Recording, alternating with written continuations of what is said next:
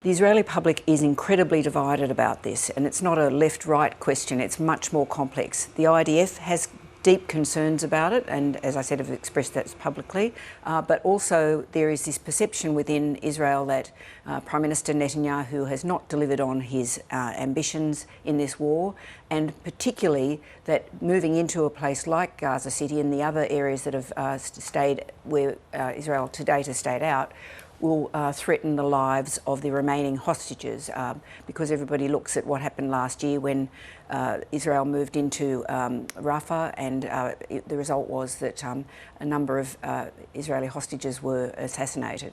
So I think there are these complex webs about what's happened to the hostages, what happens to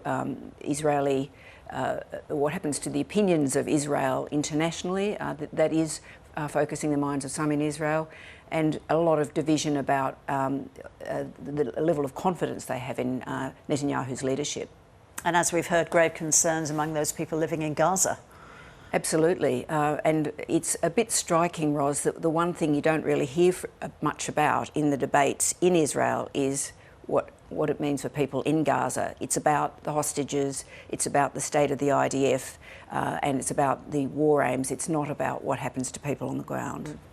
This isn't the first time Israel has proposed this or done this, Laura. It last occupied Gaza some decades ago. Can you just remind us of what happened then? Israel essentially occupied Gaza from 1967 until it withdrew in 2005. Now, there are debates about this because when it withdrew, it still maintained complete control over airspace, complete control over entry and exit from Gaza, and Gaza remained completely reliant on Israel for all its basic services. So some people say the occupation has essentially still gone on, but prior to 2005 there were Israeli settlements that moved into Gaza. As part of the deal, they were dismantled.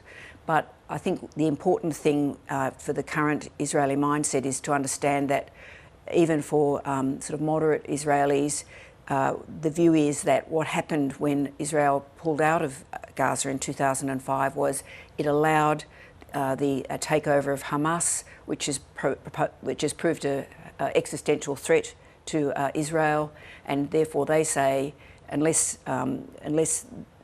So they say if Gaza is left to its own devices or whatever, it's only going to be a further threat. So all of that history plays into the views of Gaza in the current Israeli mindset.